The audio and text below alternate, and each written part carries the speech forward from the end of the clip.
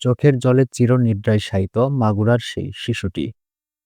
এদিকে জনতাকে সঙ্গে নিয়ে ঐক্যবদ্ধ মানবিক দেশ গড়তে চান তারেক রহমান এবং সালমান এফ রহমান ও তার ছেলেসহ ১১ জনের বিরুদ্ধে মামলা। সর্বশেষ জানাবো ৫৬০টি মডেল মসজিদ নির্মাণে ব্যাপক অনিয়ম হয়েছে, মন্তব্য করেছেন প্রেস সচিব। শুনছিলেন সংবাদ শিরোনাম। পুরো খবর জানতে ভিডিওটি শেষ পর্যন্ত দেখুন। সর্বশেষ খবর পেতে চ্যানেলটি সাবস্ক্রাইব করুন। এবারে জানিয়ে দিব বিস্তারিত। চোখের জলে চিরনিদ্রায় শায়িত মাগুরার সে শিশুটি। মাগুরায় ধর্ষণ ও নির্যাতনে মারা যাওয়া ৮ বছরের শিশুটির মরদেহ দাফন করা হয়েছে। বৃহস্পতিবার বাদ এশা শ্রীপুর উপজেলার জারিয়া গ্রামের পার্শ্ববর্তী গ্রাম সোনাইকুণ্ডি সরকারি প্রাথমিক বিদ্যালয় মাঠে দ্বিতীয় জানাজা অনুষ্ঠিত হয়। এরপর রাত 8:30টার দিকে সোনাকুণ্ডি সম্মিলিত ঈদগাহ ও গোরস্থানে তার দাফন সম্পন্ন হয়। জানাজায় মানুষের ঢল নামে, চোখের জলে শিশুটিকে চিরবিদায় জানায় এলাকাবাসী। জানাজায় অংশ নেন জাতীয় নাগরিক পার্টির উত্তরা অঞ্চলের মুখ্য সংগঠক সার্জিস আলম, দক্ষিণাঞ্চলের মুখ্য সংগঠক হাসনাত আবদুল্লাহ, বাংলাদেশ খিলাফত মজলিসের আমির মাওলানা মামুনুল হক, মাগুরার জেলা প্রশাসক ওহিদুল ইসলাম প্রমুখ। এর আগে দুপুরে শিশুটি ঢাকার সম্মিলিত সামরিক হাসপাতালে চিকিৎসাধীন অবস্থায় মারা যায় বলে সেনাবাহিনীর পক্ষ থেকে জানানো হয়। সন্ধ্যার আগে তার মরদেহ নিয়ে সিএমএইচ থেকে হেলিকপ্টারে মাগুরার উদ্দেশ্যে রওনা দেয় সেনাবাহিনী। সন্ধ্যা 6:30টার দিকে সেনাবাহিনীর হেলিকপ্টারটি মাগুরা স্টেডিয়ামে অবতরণ করে। এরপর অ্যাম্বুলেন্সে মেয়েটির মরদেহ শহরের নোমানী ময়দানে নিয়ে যাওয়া হয়। সেখানে সন্ধ্যা 7টার দিকে প্রথম জানাজা অনুষ্ঠিত হয়। এদিকে শিশুটির মৃত্যুর খবরে এলাকায় শোকের ছায়া নেমে এসেছে। কাঁদছেন শিশুটির স্বজন ও প্রতিবেশীরা।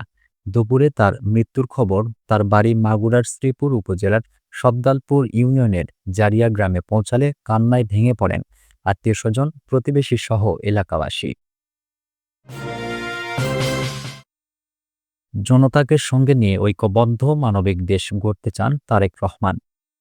বিএনপির ভারপ্রাপ্ত চেয়ারম্যান তারেক রহমান দেশের সাধারণ মানুষকে সঙ্গে নিয়ে ঐক্যবদ্ধ হয়ে একটি মানবিক বাংলাদেশ গড়তে চান বলে মন্তব্য করেছেন দলটির কেন্দ্রীয় ক্রীড়া বিষয়ক সম্পাদক আমিনুল হক। বৃহস্পতিবার ঢাকা কলেজ অডিটোরিয়ামে ঢাকা কলেজ সহ ভোলা জেলা ছাত্র কল্যাণ পরিষদের উদ্যোগে এক ইফতার ও দোয়া মাহফিলে তিনি একথা বলেন।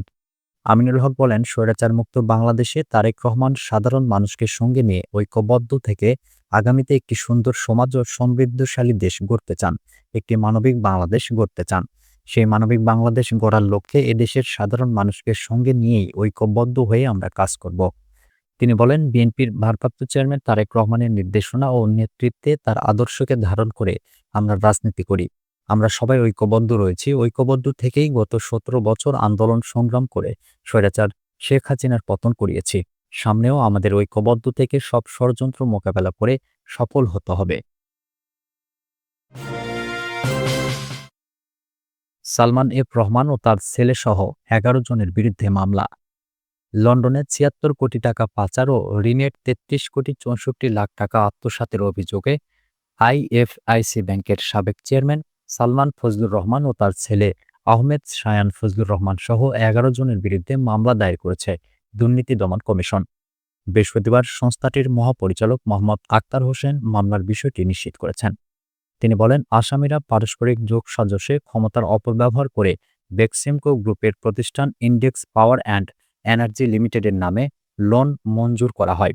মঞ্জুরিপত্রের এলসি শর্তাবলী ভঙ্গ করে ব্রিটিশ ভার্জিন আইল্যান্ডের নাম সর্বস্ব কাউয়েজ প্রতিষ্ঠানের কাছ থেকে ৯৮,৮২,০০০ ইউএস ডলারের বা ৭৬,৩৯,৩৬,৩৬,০০০ টাকার বিনিময়ে ইন্ডেক্স পাওয়ার অ্যান্ড এনার্জির জন্য ড্রয়িং ও ডিজাইন নিয়ে আসার জন্য এলসি খোলা হয়।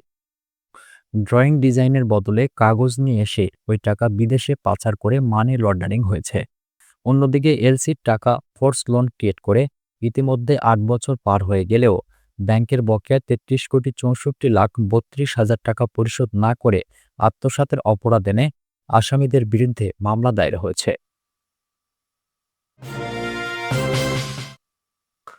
৫৬০টি মডেল মসজিদ নির্মাণে ব্যাপক অনিয়ম হয়েছে, মন্তব্য করেছেন প্রেস সচিব। সরকারি টাকায় ৫৬০টি মডেল মসজিদ নির্মাণে ব্যাপক অনিয়ম হয়েছে বলে জানিয়েছেন প্রধান উপদেষ্টার প্রেস সচিব শফিকুল আলম। বৃহস্পতিবার রাজধানীর বেইলি রোডের ফরেন সার্ভিস একাডেমিতে প্রেস সচিব শফিকুল আলম এ তথ্য জানান। তিনি বলেন, অনিয়মের বিষয়গুলো ধর্ম মন্ত্রণালয়ের তদন্ত কমিটি তদন্ত করে দেখছে। অতীত স্বৈরাচার সরকার $1 বিলিয়ন ব্যয় করে 560টি মডেল মসজিদ নির্মাণ করেছে। তাদের সমর্থকরা বলতে চেষ্টা করেন এটি সৌদি সরকারের অর্থায়নে বাস্তবায়িত প্রকল্প, কিন্তু সৌদি আরব এখানে $1 দেয়নি। এটি জনগণের করের টাকায় বাস্তবায়িত একটি প্রকল্প। শফিকুল আলম বলেন, মসজিদ নির্মাণে অনেক অনিয়মের অভিযোগ উঠেছে। যেমন এক প্রভাবশালী মন্ত্রী তার এলাকায় শহরের পরিবর্তে 8 কিলোমিটার দূরে, যেখানে তিনি একটি রিসোর্ট করেছেন, সেখানে সরকারি অর্থায়নে মসজিদ নির্মাণ করেছেন। প্রতিটি মসজিদের নির্মাণ ব্যয় 17 কোটি টাকা। অনেকেই মনে করেন এটি অর্ধেক খরচে নির্মাণ করা সম্ভব ছিল। প্রেস সচিব বলেন, এই বিষয়ে উপদেষ্টা পরিষদে আলোচনা হয়েছে। ধর্ম মন্ত্রণালয় প্রকল্পের দুর্নীতি তদন্তের জন্য একটি কমিটি গঠন করেছে। এই কমিটি মসজিদ নির্মাণে কি পরিমাণ দুর্নীতি হয়েছে তা তদন্ত করে দেখবে।